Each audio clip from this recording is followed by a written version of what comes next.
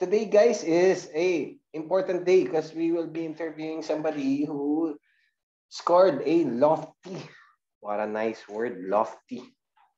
Why say high when you can say lofty, right, guys? A lofty band 8 in speaking, and even the more uh the more amazing fact about that score is that he took the test previously, before we met, and in that test he scored 5.5. Can you imagine? He jumped from band 5.5 to band 8. So with this recording, you will have a sample of what a band 8 sounds like, and we will be using the materials from the difficult Cambridge 3 set, particularly Cambridge 3 test 1. So without further ado, congratulations to Daryl Vicedas. Daryl, ang galing mo. Bravo. Daryl, you murdered it. Like, thank you, sir.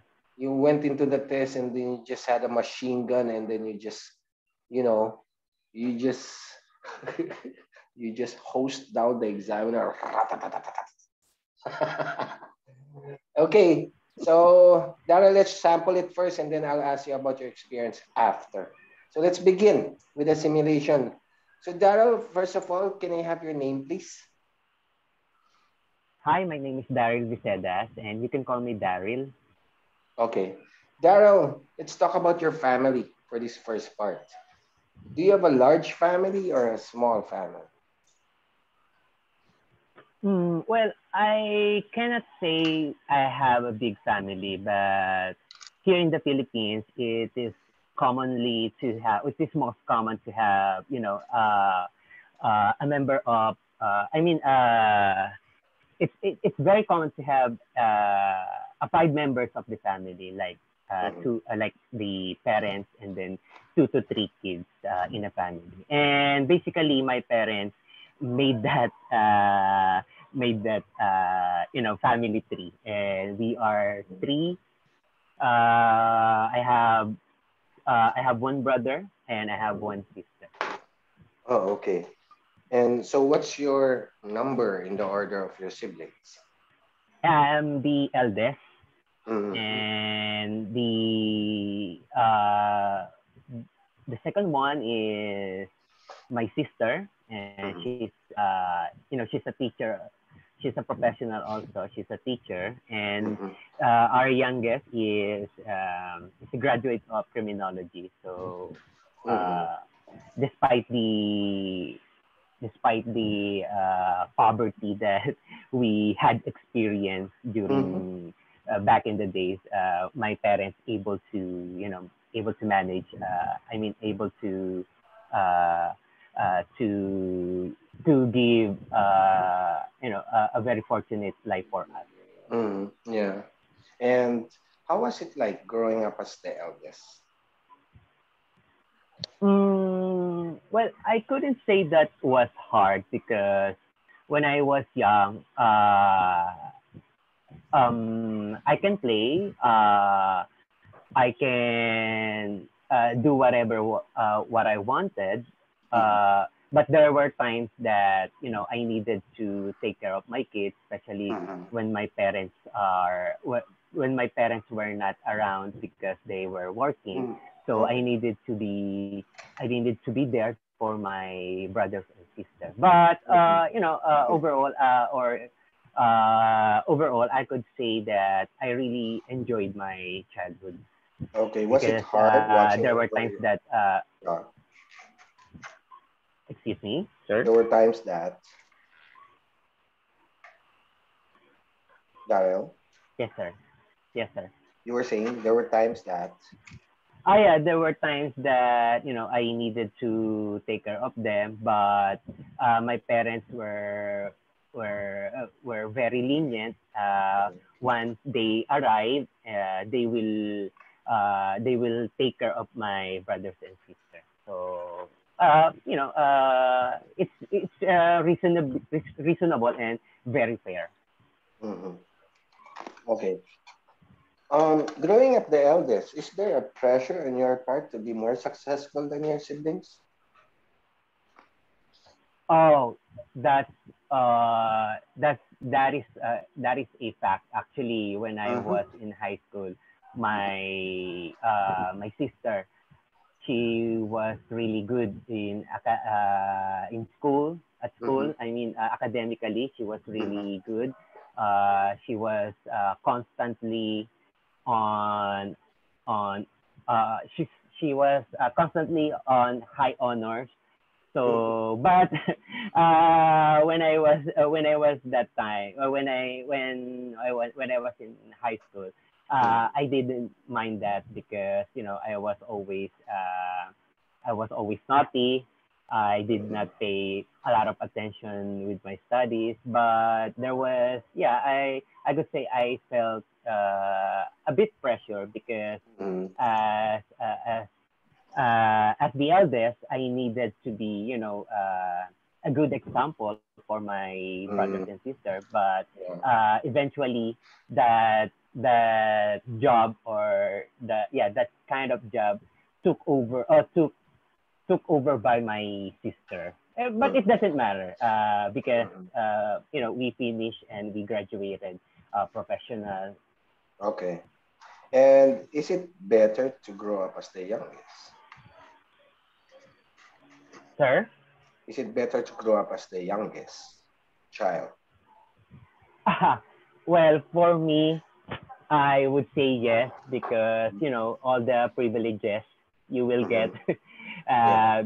if you are the youngest, Mm-hmm. in the family because there will be more attention. Mm-hmm. You're not only from your brothers and your sisters, but most especially from your parents. Do you Here think in this the is fair, Philippines, Daryl? uh, well, it's not fair, but since it's really, it's really rampant. It's really rampant here in the Philippines. Mm-hmm. I would say it's it's been societal accustomed. So Mm-hmm. it's been part of our culture. It's been part of our culture. So Mm-hmm. it doesn't matter as long as my parents or our parents can provide everything for us. It's fine. It's totally okay. All right. Okay, now I'd like you to talk about the topic, and before you talk, you have 1 minute to prepare your answer. You may write notes if you wish. There's a pen and paper in front of you for you to write notes in, and here's your topic. I would like you to describe a teacher who has influenced you in your education. Mag 1 minute tayo, Daryl. Let's do an Sorry, sir. actual 1 minute. Okay, hold on. I wasn't able to prepare my clock. Daryl, you have a piece of paper? Yes, sir. I do. Yeah. All right. So we're gonna do a 1 minute. Daryl, time starts now. Okay, guys. So one thing I can say about Daryl for his part one is that he's really very talkative. He just keeps going on and on and on, right? So after all, it's just speaking test. So yeah, that's what we meant when we said ratatat, like you machine gun your way through the exam. And secondly, Daryl initially had problems in the past tenses. And as you can tell already, he's actually already very used to the past tenses. In fact, I've been asking him a lot of past tense questions about growing up as the eldest child, and I'm sure he was aware of that. And all his tenses were good. Yeah, they were all sound. In the end, so that's it, guys. You go into the test, you machine gun your way, you talk endlessly until you're stopped. I think that's just a good strategy. Daryl, your time is up. So remember, you have 2 minutes for this, so don't worry if I stop you in the middle of your talk. Okay, sir. Okay, Daryl, time starts now. Okay. Well, today. Of course, to start, I would like to talk about uh, a very influential person in my life, and that would be my teacher. And I met this teacher when I was in high school. Her name was Elisa.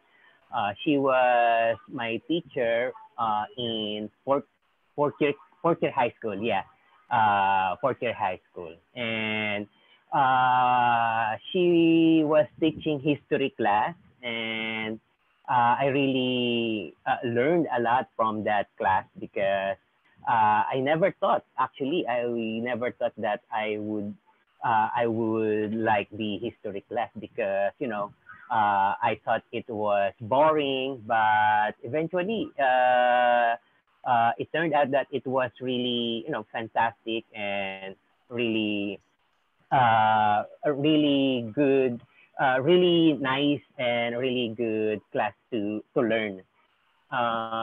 She taught a lot of history and story in our class from Rizal days to Marcos era, even the Spanish and Japanese era, where Spain and Japan conquered the Philippines, or the country of the Philippines. I would say that it was really special because aside from being a good teacher, she was also a friend, a good friend, because you can tell anything about yourself, your problem or your personal struggles or your personal stumbles in life. You can really talk about it to your teacher, and it's not Thank every you, day that you Daryl. will meet. That's 2 minutes. Okay. Daryl, when was the last time you were in touch with this teacher of yours? Sir. When was the last time you were in touch with this teacher of yours? Well, unfortunately, I haven't met these teachers a long, long time now because if I'm not mistaken, after college, after graduation in college, I tried to visit my high school teachers, and one of those was, yes, this is was yeah, Ma'am Elisa or Miss Elisa. And after that, all the work stuff, all the problems in adulthood Mm-hmm. came along. So I forgot to get in touch with my previous teachers and my previous Mm-hmm. classmates. Mm-hmm. Okay. So, Dara, we've been talking about the teacher who has influenced your education and just a few more questions about it. So, Daryl, you did mention about good characteristics that your teacher had. So, what do you therefore is a good teacher? Hmm. Um, Good teacher. Well, um, if we are talking about a good teacher, a good teacher must possess, a license, an experience, and academic grades, and what else? Accolades. A good teacher must provide those attributes. I would say, but in real life, even a good teacher. Even a teacher who is not licensed can teach you, Mm-hmm. can impart their knowledge. Mm-hmm. So it's not Yeah. only about the license, but if they are really capable, if they Mm-hmm. are really experienced enough to teach, then I would say that's a good I would say that that teacher is really good in teaching. Mm-hmm. In fact, I had teachers in elementary. I mean, in Mm-hmm. high school, because I was in a Catholic school, and in private school, most teachers were not licensed. So Mm-hmm. we cannot blame them because it's not really easy to pass a licensure exam. But one thing I can say that they were really good, not only in teaching, but as a friend, as I mentioned earlier. Yeah. And they are really creative. They were really creative. I mean, as I mentioned, oh, I forgot to mention my teacher in history class, Miss Elisa. She was doing this not monthly, like every 3 weeks, or oh yeah, let's say let's monthly. We were doing a field trip to our local community. A field trip consists of, getting the history and story of old heroes and old You story of visited historical uh, places. yes, actually, precisely. And I found out that here in Bulacan, uh, there was a train station that Mm-hmm. still erected until now, and in fact, they are trying to restore that train station that was, Mm-hmm. like, that was when Spanish era, or yeah, Yeah. something, yeah, in that time, and they are trying to restore that. So Daniel, do you think it's like mm, activities like those sorry. or methodologies in imparting knowledge, is that more important than the qualifications? Sorry, I really didn't catch your question. Can you repeat, sir? I'm Is sorry. it in teaching, is it more important to have skills in imparting knowledge to the students, or are the qualifications more important? That's really a tough one. Well, um,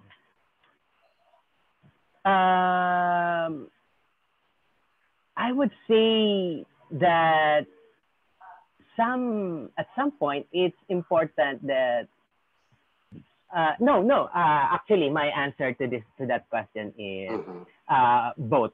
Actually, both arguments are important. Mm-hmm. If you are really good teacher, you can impart knowledge without having the qualification. And Mm-hmm. if you have qualifications such as licensure, then that's Mm-hmm. real. That's a double win, or Mm-hmm. a win-win, a double win situation. Okay. But if these teachers, or if these professionals are, if they really cannot provide a licensure, if they really cannot provide a license, then there are options like, they can go to private schools, which I mentioned that they Mm-hmm. can teach even if they are not licensed. I And there see. are other platforms such as, social media nowadays, YouTube, Mm-hmm. Facebook. They can teach, they can use that avenues to impart their knowledge, right? And I Okay. believe it's really rampant nowadays. Let's talk about education in general. How do you think that has changed in the last 50 years, education itself? Well, it changed drastically, I would say, because let's make comparison. Like before, the usual teaching method, or teaching methods are, teachers will write their they whatever they want to teach. They will write in a blackboard, or in the chalkboard, Mm-hmm. and the students will follow that uh, by writing on their notebooks or on their papers. But now, Mm-hmm. uh, I would say that these chalkboards are extinct now. I would Mm-hmm. say that because even without a board, teachers can teach a lesson. They Yeah. can impart their knowledge now by using, um, overhead projectors, or if they Mm-hmm. are not in the class, I would say now, before you need to go in a class, or you need to go in a Yeah. classroom in order for you to learn. But Right. now, I believe even before pandemic, it has been it has been practiced Right. the online class or online teaching. What I about? know some people, or I know Mhm, people that they were in abroad, and the teachers were in other places in mhm. the world, and they can connect, and they can teach their students. Yeah. So it really So, changed actually. The use of laptop now, the use of cell phones, the use of emails. Oh, not mhm, to mention the Zoom and the video streaming applications. yeah. It's Since really there have the been a lot digital of world changes, nowadays. yeah. Yeah. Since there have been a lot of changes, what do you think the next 50 years is gonna bring in education? Oh, that's really a tough one. Ah, oh, would. Let me just give me a second. In next 50 years. Oh, hmm. Mm. Ah, ah. I think this kind of method, the use of technologies, the advancement, the laptops and computers and gadgets. I think they will continue that, Mhm, but there will be more technological advances that will emerge in the future, like a hologram or I think they will so for me in my mhm, opinion they will continue um, this kind of teaching, the online classes, because it's really convenient. And I believe mhm, the states or government should look about this one, or should take a look about this, because it's really convenient, in order to online classes, they can Other avoid traffic, so uh, students will not come late to your class. mhm. And what else? The use of internet only, and I believe the internet is not other mommy. it's not that expensive. Mhm. So uh, We're gonna in have more exchange of this. of the exchange in exchange of the uh, you know uh, of fare, then use that in to provide internet connection. What else? Daryl, that's the Ah, end of your yes, speaking sir. test. Daryl, if you look at the Ang hirap material, naman. yeah, ang daldal mo kasi kaya dalawa lang natanong ko sa part 3, oh. And then some of the questions, guys, that wait. Let's talk about changes. Do you foresee? Yeah, maybe you should mention robotics. I think that's gonna be coming. Robotic teachers. Hmm.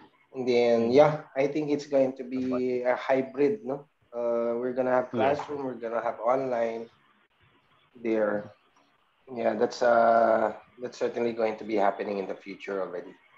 Uh and then how has education changed in the last 10 years? Guys, a good answer for this maybe would be to cite about methodologies. So methodologies nowadays have been more student centered.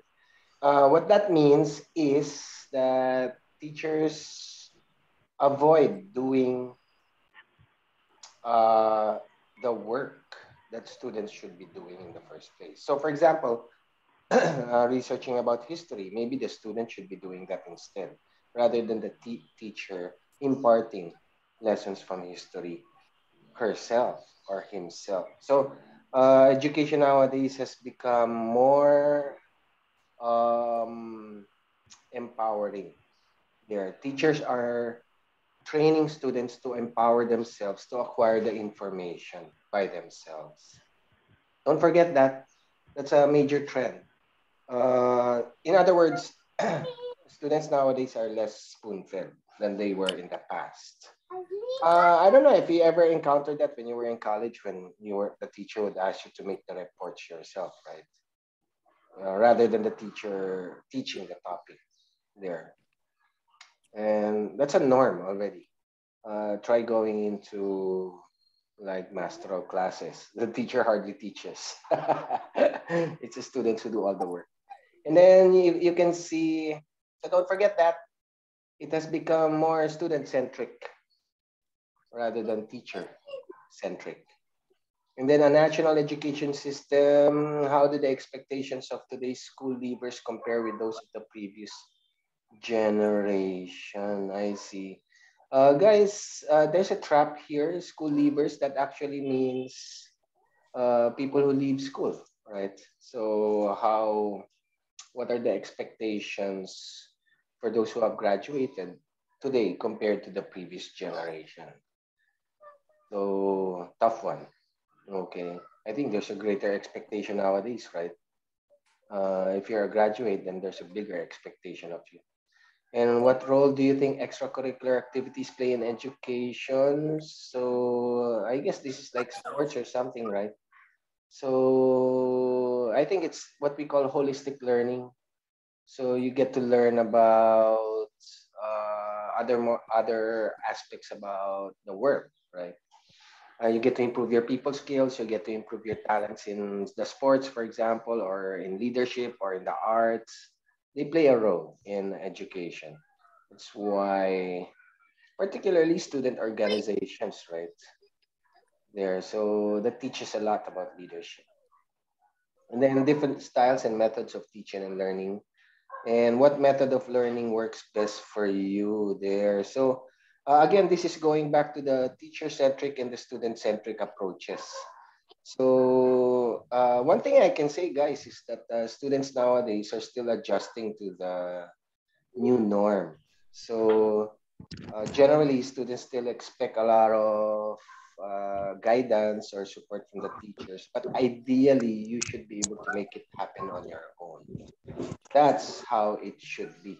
Because in the real world, you're gonna go out into the real world and you're just gonna be all alone, right? There are no teachers to guide you. So just avoid being too dependent on teaching there. Maybe you can extract the information yourself, or maybe you can do some research yourself, or maybe you can tap into the other students, ask them for the information, and maybe you can work together in order to improve your scores. Do you follow? Do you understand, people? Clear? Is that clear? That's the new method of learning. All right. Don't wait for me to organize the bubble for you. Why don't you organize your own bubbles? Why don't you find your own speaking partners instead of depending on me to find one for you? Right. Make it happen by yourself. Then, how beneficial do you think it is to group students according to their grouping students according to their level of ability? My God, guys, this might come out in the writing test. I saw this question prompt in the writing test. So there's a controversy uh, as regards to how students should be grouped. Should we be grouping intelligent students together, or should we be grouping students regardless of their intellectual capacity? So, whoa, what a controversy. But let me tell you about the new norms of teaching nowadays. So, teaching should reflect how society looks like in the real world. So, in the real world, if you operate in a world where uh, you encounter people of all sorts of intellectual abilities, then that's what the classroom should look like. So you have intelligent students in the classroom, you have slow learning students in the classroom. It's a mix. You have girls in a classroom, you have boys in a classroom. You have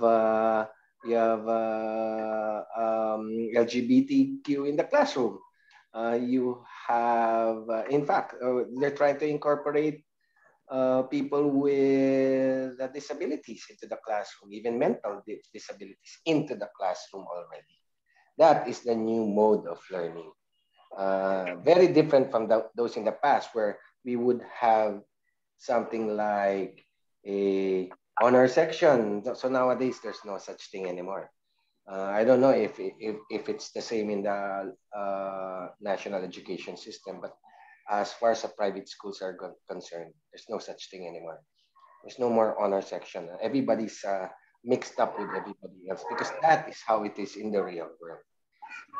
So guys, updated on those trends. Just go back to the recording again if you wanna come up to speed on what changes has happened in the educational system, because these questions might just come out.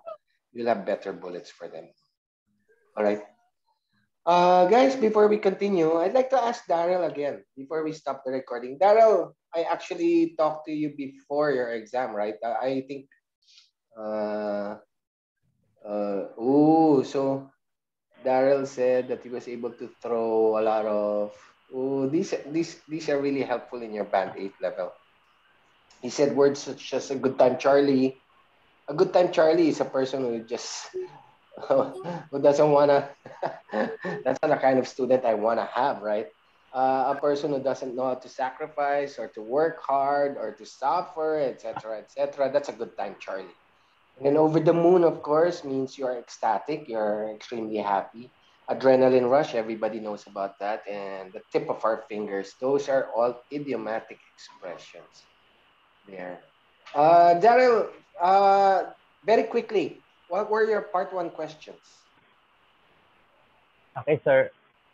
Actually, sir, I still have the copy of my question. Okay, yeah, let's have it. Yeah, I listed down. So part one, the most common question, hometown. Hometown. Okay. Yes, sir. Yeah. And then So second ready for the question. hometown, right? Yes, sir. Okay. Second question is work or student? Do you work Mm, or are you student? okay. And then Again, and so then I common, right? forgot. Yes, sir. I forgot to mention my work. So the examiner had a follow-up question. Describe your nature of work or the nature of your work. Oh, he asked So, about that. yes, sir. And then, would you continue your profession in the future? That was asked with me as well. Yeah. And then we move to a different topic, which is Mm-mm. concentration. Oh, okay. The first question in the topic was, did you encounter difficulty concentrating when you were a child at school? Past tense question. Yes, So sir. easy That peasy. yes, sir. At this part, I was able to use this good time, Charlie. Oh, you said when you were younger, you were a good time, Charlie. Yeah, So my nice. concentration was always on playing. So nice. Yeah.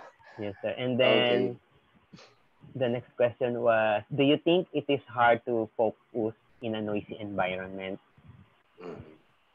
And then occasions where you need to focus. What? How did you answer that? Which one, sir? Studying. What are the occasions where you Ah, need to focus? occasions. No, occasions where you need to focus, sir. My answer was my answer were I said there were many situations that we need to focus. For Mm. example, in an interview, in order for you to answer the interviewer properly, and in order for you to respond in a good way, you need to focus or you need to concentrate very well. Mm-mm. And then also in an examination, or if you're a student, during an examination, or if you are doing your review, you need to Mm. focus Mm. so you can pass your exam. And uh, I think I just I gave two examples only in an interview or an examination. Okay. Then what do you do to focus? The Mm. last question in part What do you one. do to focus? Okay. How Actually, did you sir, answer that? I said that, well, for me, I said to the examiner that for me, since I live in a small house, so it's it's common to experience a very loud and very noisy environment or surroundings. Mm-hmm. So Mm-hmm. I will find usually I will find a very quiet place, such as my room, and then I was cut. Okay. All right. So And it was time for then, sir, part two. yes, sir. part two. Part two was describe something that you are interested to learn. Oh, What you would like to what a learn, nice question. how you would learn it, and why you are interested in it. Okay. So it's not a past Uh, tense question. So yay. yes, sir. Mm, mm, My sir, if I'm not mistaken, my answer was something like this. mm, I really can, I forgot the precise words or precise mm, details of mm, my answer, but it's something like this. To kick off, I would like to tell you that I am a cyclist, and it's my passion. It's my passion. Um, my bike is a road bike. I'm really into road bike because it's fast mm, and it's lighter. And in fact, just a month ago or a couple of months ago, I mm, had a long journey with my friends. We finished 200 or one. I said we finished 200 kilometers ride. mm, So in light of that, I would like, if there is something that I would like to learn in the future, that would be mountain biking, because mm, I did not had a chance to buy a mountain bike when I was in Saudi Arabia, because that was really expensive unit, or mm, it was a very expensive bicycle. But maybe in a month or two, I will try to buy a new one, since I have, savings or enough money to buy a new mountain bike. And mm, uh, what else? What you would like to learn? How you would yeah, how you would learn it? mm. First, I said that when I arrived here in the Philippines, a friend of mine, this is the word that I use, sir, shooted me a message. Okay. Yeah, I Yes, remember sir. that part. Yeah. Yeah, if you remember that word. Yeah, I Okay. said a friend of mine shooted me a message saying Instead of that saying I should shot. try, Yeah. Okay. saying that I I still should send at try a 8, right? mountain bike. Yeah. Uh-huh. Yeah, Mm, shooted me a message that I should saying I should try a mountain bike, since here in the mm, Philippines there are a lot of trails, mountains, downhill and uphills, which is really mm, suitable for mountain biking. Though he said that road biking or road bike cycling is really popular as well, mm, but most Filipinos really into mountain biking. mm, So after our conversation in Facebook Messenger, I watched some videos, and I watched some videos on YouTube, mm, particularly the Red Bull Rampage, which is really popular mountain biking competition. They mm, are using downhill bicycle. mm. uh, after I watched some videos, I felt an adrenaline rush. I felt That's chills. where you use I that felt video. elated. I felt ecstatic. I felt Oh. over the moon after Oh. watching those videos. You Yeah, just threw all of them. yes, sir. And then I said it was, Red Bull Rampage was the famous competition or mountain biking competition in the United States. In fact, it is really dangerous.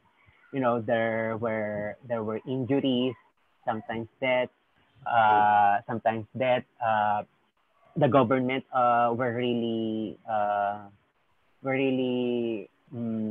supporting this kind of sport, because Mhm, aside from the excitement, it can bring it can bring a lot of income and revenue as well.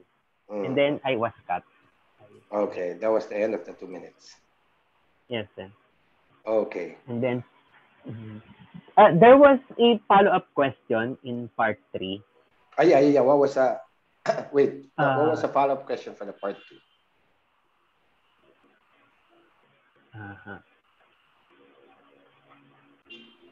uh Yeah. So the question, he said that yeah, it's really easy now uh, to gain information in the internet. Mm-hmm. So do you think is it easier to share information now than in the past? Something like that. Okay. All Mm. right. I said,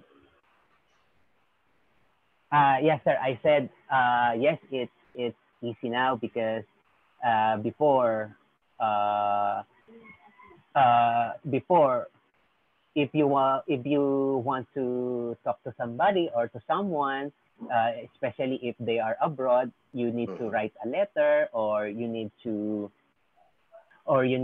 call them using your mobile. But now it's really easy. You just have to use your internet, and then open your laptop or your mobile phone or your smartphone. Then Mm-hmm. you can reach them instantly. Aside from that, sir, it's not in. Yeah, sir. Sorry, information. Aside from that, an information, it's really easy now to find information because Mm-hmm. everything now is in the internet. Just open social media, as I mentioned, YouTube or like video streaming applications. As I mentioned, I watched some videos from this mountain biking competition. Mm-hmm. So yeah, it's really easy to share now. I believe even if you're not a blogger or if you're not a celebrity, you can share a particular video of yours. Mm-hmm. And then, sir, the next question: can people trust information found online?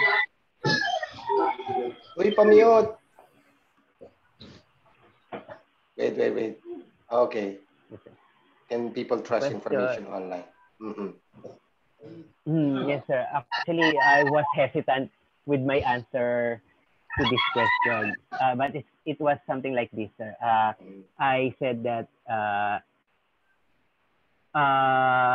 well, despite the technology and the advancement, we cannot blame people to trust the internet because there are people that uh, computer illiterate, so we cannot Mm-hmm. blame them. But one thing is for sure, it's easy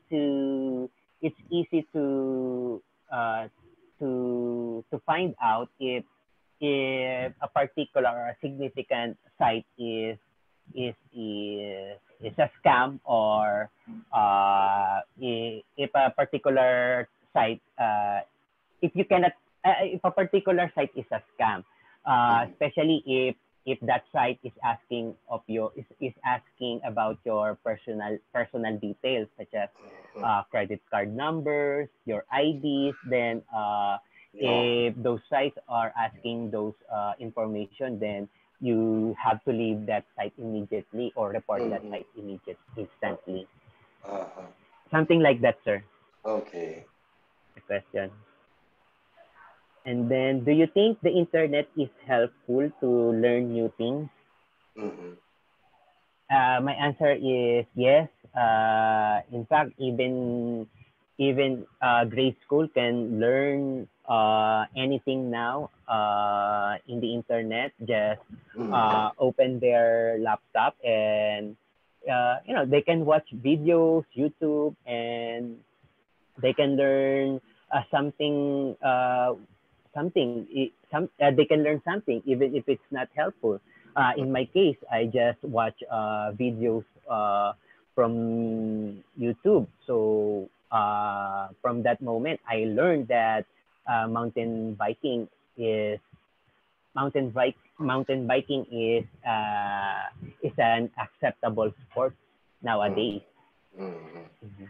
And then, sir, do you think mistakes? This is the last question, sir. Mm-hmm. Sir, I added also to the previous question that uh, educators are using different platforms such as social medias and YouTube, application. I mean, video stream application to impart knowledge, such as YouTube. In the Philippines, it's really rampant nowadays that teachers, educators, they're using these avenues to impart knowledge. Uh, there are bloggers nowadays. They Avenues to are impart knowledge. Okay. yes, sir. Nice. They are using their platforms to share their knowledge, like the teachers, as I mentioned. So, and then the last question was, do you think mistakes can help people to achieve the greatest success? Oh, what a nice question. Yes, sir. And that was really hard question. What a nice one. Yeah. Yeah. What did you say? Do you think mistakes The can? greatest success. My answer to this question was uh, uh, I said, mistakes can contribute to correct our mistakes by fixing them, by not doing them again. So, or by learning them and not to do it again. So, we will not commit another mistakes in the future. But I believe that in order for you to fulfill the greatest success is to study, and there are many ways now to do that. I mean, the use of internet is really helpful, and if you are holding a degree, if you are a graduate, it's easy to find a job. That is really a fact, because in the Philippines, if you are not a 4 years graduate or a college graduate, it's hard for you to find a decent or a reasonable job. So to become success, you need to study and to find ways how to become successful. And that is really easy because the use of internet is really helpful. In fact, you can type success and how to become success in Google and search for that. Yeah. Okay. Daniel, your interviewer was a foreigner? Yes, sir. I believe he was British, sir. Male, female? Yes, sir, male. Okay. Was he younger? Something mid-30s. Okay. Was he accommodating?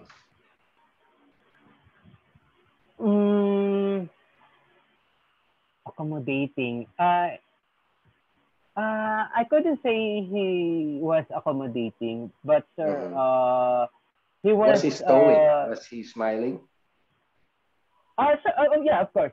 He was smiling and he Mm-hmm. was responding to my answer like in a good way. Like he will nod, or he nodded his head, something like that.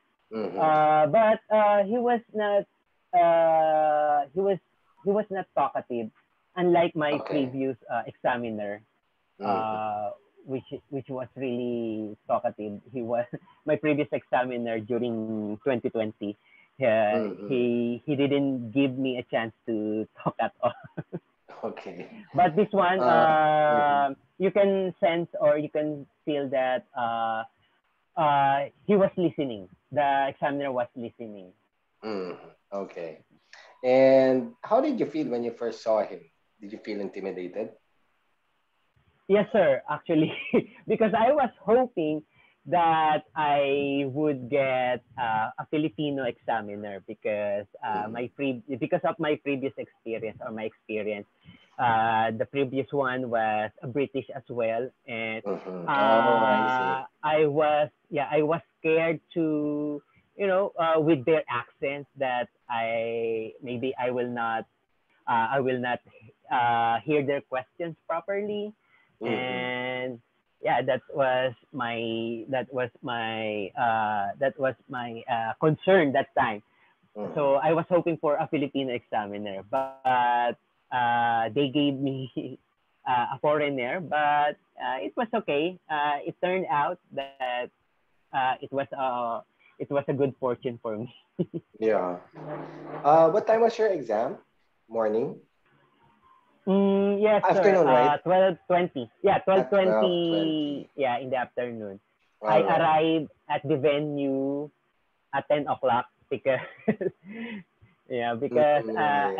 I don't have a car, so I asked my brother-in-law Mm-hmm. to send me into this location.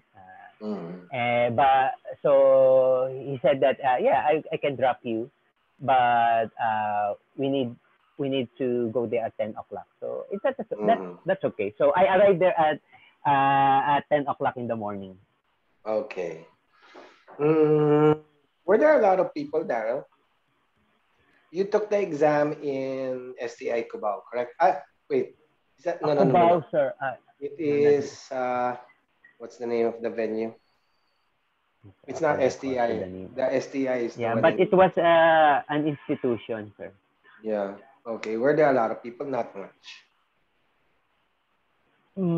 During my speaking, sir, there were a few candidates only. But during Mm-hmm. the listening, writing, and reading, I A believe lot. we were 50s or yeah, 50s.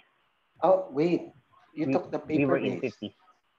Yes, sir. Paper based. No, sir. Mm. Actually, sir, paper based and computer based exam. Uh, we're on the same venue. But the one you took was paper based. Paper based. Oh, I see. 50 people in Mm. the venue. Wow, that's a lot. Did Mm. that Yes. affect you, Daryl? Isn't it better that you should have taken computer delivered? I don't know, sir, because didn't. I don't have experience of Mm, computer-based exams, I sir, see. and I didn't try Mm, some examples. So I see. from the Okay. beginning, I really preferred to take paper-based exams. Okay, I see. All right. Yeah, maybe you should consider the computer delivered. Guys, Mhm. Daryl raised some interesting points as well, apart from what I hear. So anyway, this is on recording, so just go back to it. So among the other changes that has happened in the educational sector is the emphasis on application. So it's similar to what I do with you guys, right? So if I want you to pass, like Daryl scored a 7 in writing. Daryl, have you rewritten your essay already for me? You have it? No, no, sir, not yet, because I was trying to recollect my mind. I really Okay. forgot my words and sentences Aw. to that part to that essay. But I will try my best to rewrite that for you, sir. And your question prompt Just give was, me a day or two. yeah, your question prompt again was, it was one of the free Uh, essays, the, guys. I think, sir, you posted already as a pre essay that What was it one. again? Let me uh, just Wait. give me. Teacher student. No, no, no, no, no. That's not the one. No, It's sir, all fresh about water. water. Yeah, it's all about water. Yeah. Whether people should have access to fresh water freely or should This govern. is the one, sir. Some people think that everyone has a right to use fresh water, while others Yeah. think it should be controlled by the government because of the Oh, limited I see. source. What did you write? Discuss, What kind of essay did you write? sir, Killenbury. compromise. Oh, compromise. I see. Okay. Ooh. Send me that essay, Daryl. Band Yes, sir, 7. I will. What a tough topic. Okay. Yes, sir. Actually, your question prompt was the same question prompt that appeared in a BGC exam that was administered January 28th, the day before my exam. So can you imagine how these questions come out repeatedly? It was the same question that was assigned to another student in BGC, January 28th. And this student scored a Mm. 6.5 on that question. And then it appeared again in another exam in Mindanao. Can you imagine that? So if you don't want to write free essays, then I wash my hands like Pontius Pilate. It's no longer my fault, dude. I gave you all the chances, dude. That question prompt appeared in 3 exams in the Philippines. Whoa, man. That's why I write the free essays, guys. Okay. So anyway, going back, again, one of the changes, as I mentioned earlier, was the emphasis on application rather than on theoretical discussion. So maybe you grew up in a time when the teacher would lecture boringly for an entire hour, an hour and a half, or 2 hours. And then you eventually realize that you never really learned anything unless you apply the discussions that was made in the discussions that were made in the lecture. That is a very clear trend in education. The shift of emphasis on application over theory there. So even exams themselves have changed in the last 50 years. Whereas before you were asked to memorize so many terms, so many terminologies, and then testing your memorization abilities. But now exams nowadays are more practical, situational. I'm sure you encountered that during your board exams, right? Daryl, was it the board exam? It was more situational, right? It's really Yes, less. sir. Situational. It's For less nurses. on, yeah, for nurses. Those are the new kinds of exams. That's one of the changes. So there is now an emphasis on application in teaching and an emphasis on application in testing. That's why for the IELTS exam, when you want to prove your reading skills, you gotta do a reading test rather than memorize all sorts of reading principles. In the speaking test, you gotta talk. And then in the writing test, you gotta write. In the listening test, you gotta listen. That's the emphasis on application. And then related to that, guys, is a more tolerant attitude towards mistakes. Daryl mentioned about the mistakes, the final question about, do you think, Daryl, what was that question again? What a nice question of us. Do you think that, Daryl, what was your last question? Daryl, Do you think mistakes can help people to achieve the greatest success? the greatest success. Wow. Okay, so whereas in the past, you may have been trained not to make any mistake at all or not to fail or anything. The attitudes of the world today have shifted, wherein people have realized the virtue of mistakes as a crucial component in the learning process. You cannot learn effectively unless you make the mistake. So that's why, for example, we go through the 20 essay regimen. It goes through the entire spectrum of mistakes. Sometimes you have students who make the mistake on the 19th essay, on the 20th essay. That's still important in the learning process. That's why don't feel bad if you uh, my God, I've written the 20th essay and I still flubbed it, you know.